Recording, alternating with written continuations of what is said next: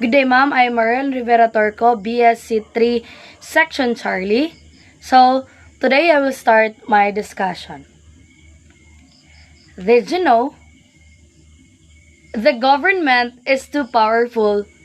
One way to limit their power is the Bill of Rights, sometimes called as the Declarations of Rights or the Charter of Rights. It is the list of the most important rights to the citizens of a country. Here is the fun fact. Did you know that the Bill of Rights serves as our protections against violations from the government and any individuals?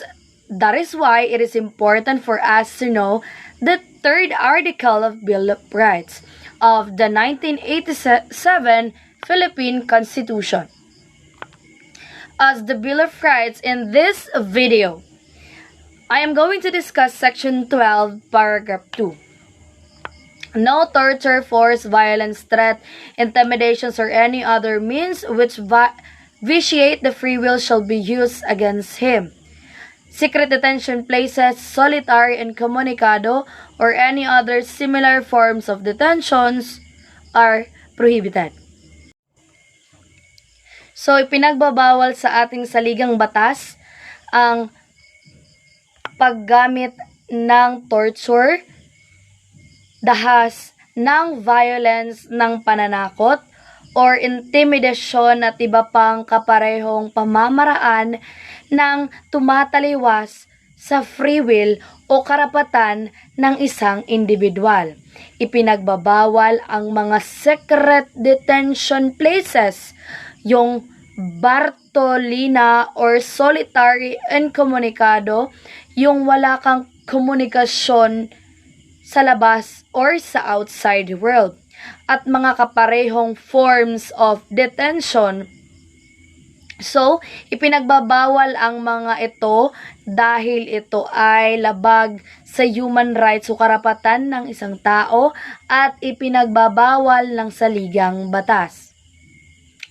So, the rights against the use of torture, force, violence, threat, and intimidations. Police officer cannot slap, beat, threaten, or intimidate an accused in custody.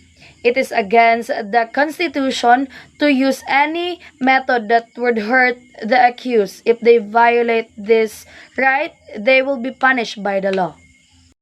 So, this is the penalty.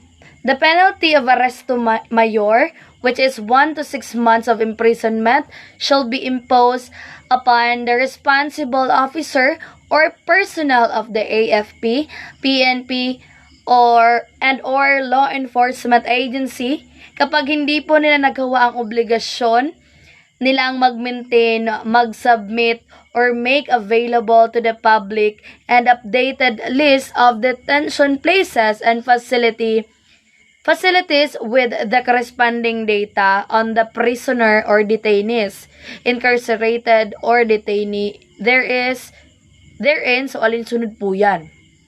So, the RA 9745 or the Republic Act number 9745, an act penalizing torture and other cruel, inhuman, and degrading treatment, punishment, and prescribing penalties, therefore otherwise known as the Anti-Torture Act of 2009. So, ano ba ang torture? It refers to an act of a person in authority or agent against of a person in authority by which serves pain or suffering, whether physical or mental torture. So, ano ba ang torture? Ang torture ay isinasagawa sa tatlong paraan. First or una, para mapaamin ng isang tao sa isang bagay o para makakuha ng impormasyon. Second, punishing him or her or an act that he or she or a third person was committed or is suspected of having committed, ginabuhat sab nila ani para maparusa ng isa katao sa nabuhat niya nga mali o pinagsuspetsahan na ginawa niya gibuhat niya sa ubang tao. Ikatulo, intimidation, coercion her or her third person for any reason based on the discriminations for any kind. So, ginabuhat sab ang torture para hadlukon or ginapugos ang usa ka tao. So, naakoy na-mention gaina about sa torture. Katong physical or mental torture. Ang physical torture di ay ang pagtrato o parusa na ginabuhat sa person in authority or agent of a person in authority sa usa ka tao nga naa iyang custody katong iyang gi-arrest ug kini maka-accuse siya kapansanan. Causes siya kapansanan, disabilities or pinsala sa isa o anumang bahagi ng kanyang katawan like kanang nakulata siya, nangabunog. So, mental refers to the act of committed by a person in authority or agents of a person in authority which are calculated to affect or confuse the mind and undermine a person dignity and moral. So, next are the rights against being held in secret detention, incommunicado, or similar forms of solitary detention.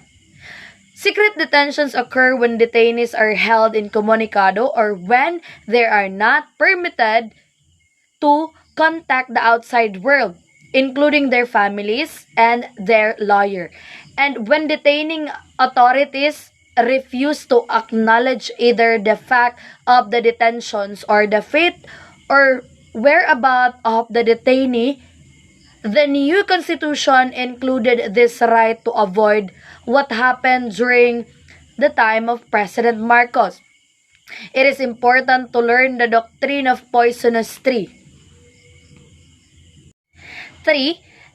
Any evidence that is illegally acquired cannot be used in court or not admissible. Dili siya admissible sa court. Why? It is against the defendant. For example, Maria was arrested for murder. She was sent to secret detention where she was forced to admit the charge against her.